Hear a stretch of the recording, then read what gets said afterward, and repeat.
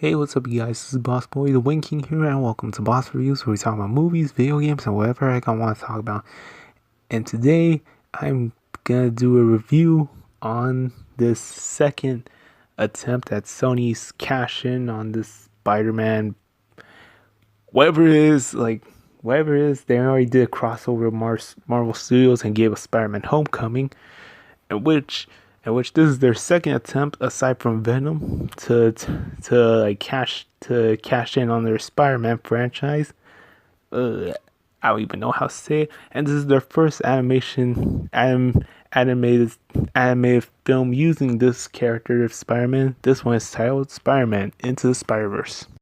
Going to this film, like I was actually hoping that this movie was gonna be good before going to see this, because the trailers look awesome, the animation looked well, like the jokes were landing, some of the jokes were landing, and that it seemed to have a good voice cast, and yeah, and that it's everything, and that it was also the first time that the character of Miles Morales is making his big screen debut, so it has to be good.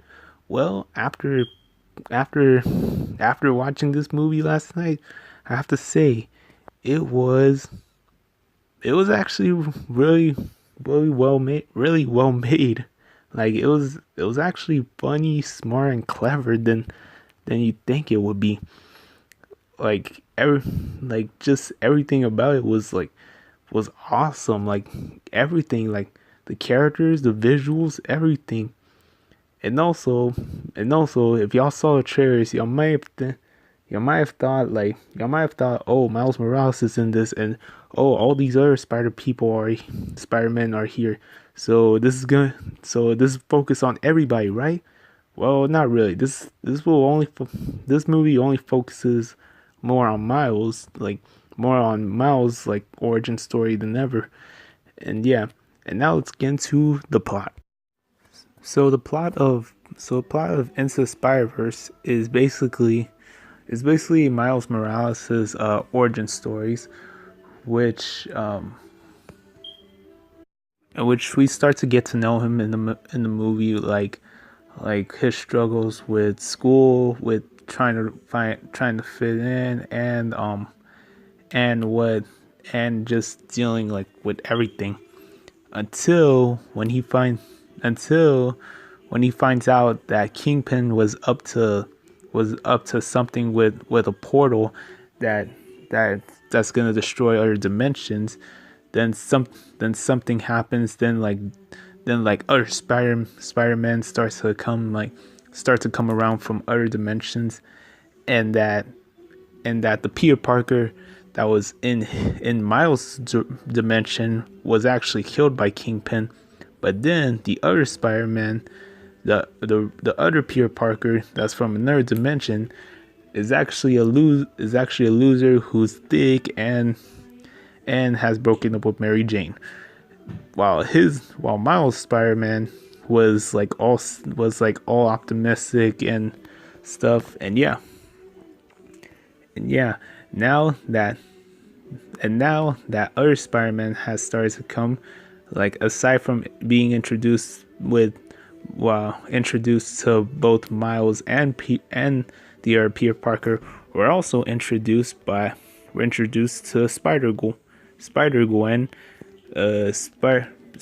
I was about to say Spider Pig, Spider Ham, Spider Man Noir, and Penny Parker, or is it Penny? Yeah, Penny Parker, with her giant spider looking anime. and yeah and they have and they all have to team up to go against the Kingpin to stop him. And all the while, like Miles has to find his true spider self, since he was bitten by the radioactive spider in his dimension. And yeah, that's the plot right there. Okay, so what did I like from this film? Well, the opening was pretty neat. Just the opening itself was like phenomenal, because one like we get we get an intro that's like over the top, that a character like introduces himself to where they know like they've been in many movies. They know they were in comics. They know everything. It's like Lego Batman, but like with Spider-Man, and with different animation. And that's an and which another and that's another thing that I like, was the animation was like, whoa. Even though this was animated by Sony Pictures Animation, but there's another animation studio that also did the animation, Pascal Pictures, which which congrats to them. This animation was like nothing I ever seen from anywhere else. Like, just nothing. Like like everything looked like a comic book in that film, and and that that it actually feels like you're in a comic, in that unlike an and it's not even like, and unlike a live action film, like every unlike a live action film, like the everything feels like a comic, which I already said. from the from the text of from the text above, when characters are talking, to falling down and say ah, or going up and say woo.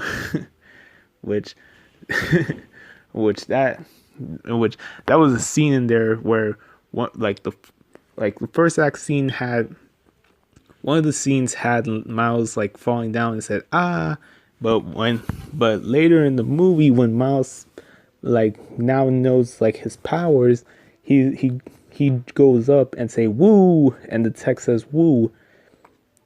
And so yeah. Third thing that I also like in this film was the voice cast. The voice cast was phenomenal. Was phenomenal. Like, congrats to Shamik. I think I'm saying it right. The voice actor who voiced Miles in this film. Congrats to Shamik Moore. I did like to his performance. Like, I really I really believed he was the actual Miles Morales. And matter of fact, I heard this from an interview from him that like he always that before this he always wanted to play Miles Morales if they ever had like a live action Miles Morales, like, or anything that had Miles Morales in it. But and and the thing I heard from his interview is that like when he started acting, the first thing he put was in his journal was Miles Morales, like, or I am Miles Morales, which that's pretty cool. So yeah, I liked his performance, and that he gave a and that he gave he gave a lot of he gave all his all, like, to voice this character. So congrats. And also Jake Johnson as the Spider-Man, like, also congrats to him. Like I was hoping that this would he would be like this Spider-Man would be voiced by Tobey Maguire, but I have no idea where he is right now. So Jake Johnson was good as Spider-Man. Haley Steinfeld, like, whoa. Whoa, like lately this year she's been in like a lot of good movies, this and Bumblebee, which honestly both of them were critically acclaimed, and that and that they both came out like a week after another. So yeah, like, I really did like her performance as Spider-Gwen. Who else? Who else?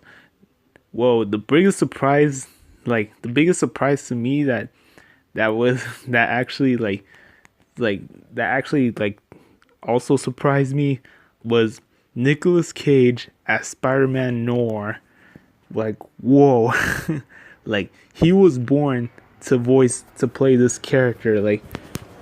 He was also one of the best parts of this film. Like, I really liked his 30s, 20s, like black and white character. Like he really did, like he really did, like he was great while in that part. Like, wow.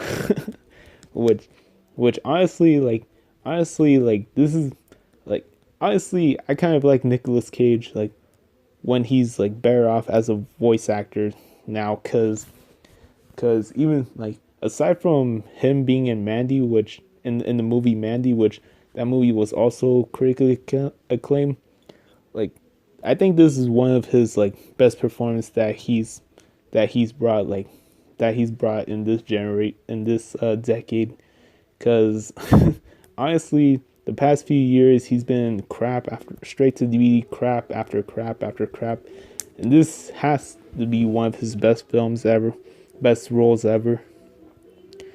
And this is also his third superhero role. Like his first one was in Ghost Rider. His second one, like he played Big Daddy in Kick Ass, and this is his third one. And this is honestly like two out of his three performances as superheroes are great, which the two are Big Daddy and Spider-Man Noir. Ghost Rider, he was a generic. And yeah, who's the who else? Yeah, yeah, that was actually, yeah, like the cast was great. What else? Oh shoot, cast was great. I already talked about the animation. What else that I didn't talk about? Okay, so another thing I liked from this film was like this movie wasn't afraid to take itself very serious, because like there are some scenes in the movie that does take itself like that does does take itself serious, like with like the conflict of both Miles Morales and his father, and the conflict of and just everything about this film, like just every conflict, just the conflict between them. And yeah, and how like and how yeah. I'm trying to think, because I don't know, it's just like I saw the movie last night, in which in which I'm trying to think as much as I can. All right.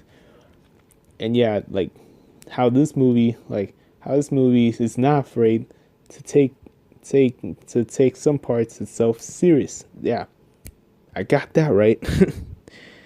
And yeah, um, what else did I like from the film? I think that's pretty much it. Like that's pretty or whoa, hold up.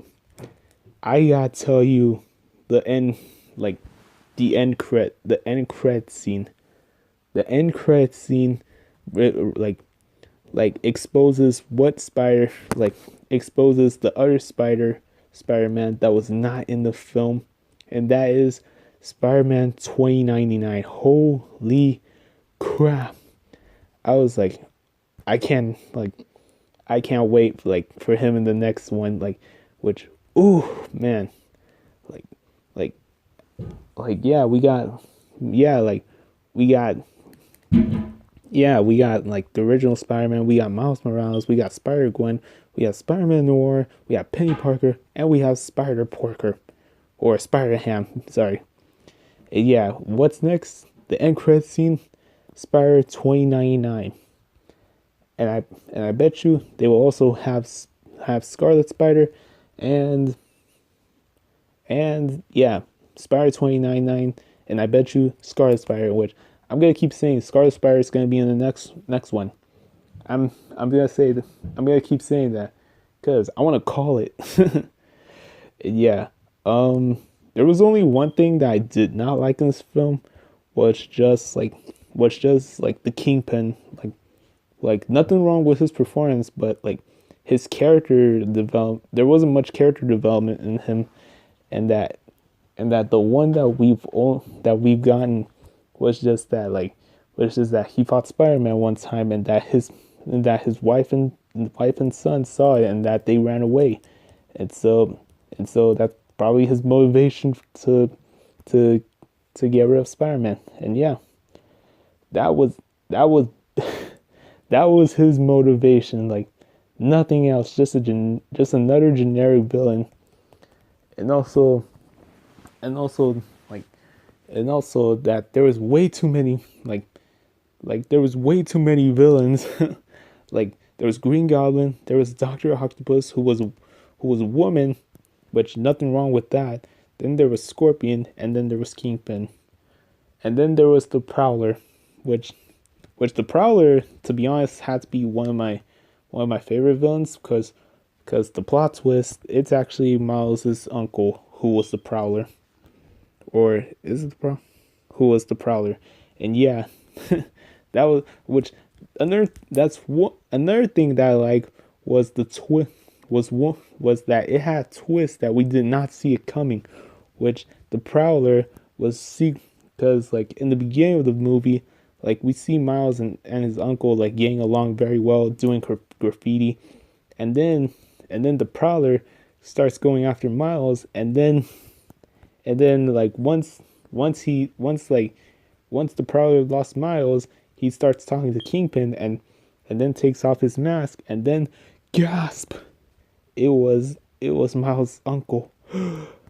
Oh my gosh. And yeah, and yeah. Overall, I I give this movie a 9 out of 10. Like it, like the animation, it was great, and that honestly, this was probably better than Spider-Man: Homecoming. Like even though Homecoming like was just good, it was like it didn't like bring like enough action, enough action, enough fun. Like this one, however, like I could tell that like the people who are making this were having fun with it, and that wow. Wow, great characters, great visuals, great casting, great everything, and also great opening too, which honestly like when the Columbia Pictures logo comes up, like all the animation, all like colors starts to go around, like it, like there were scenes where it would become 3D, or it would look like rainbows, or everything. And yeah, that was 9 out of 10. Call it best Spider-Man I've ever seen since Homecoming or two. Either Homecoming or two, I'm not sure. And yeah, uh, that's it for my review. Thank you guys for watching. If you like the video, if you want to see more, hit that subscribe button. And as always, comment down below and let me know what you want to see next. And as always, if you like to see and you want to see more, hit that subscribe button. And as always,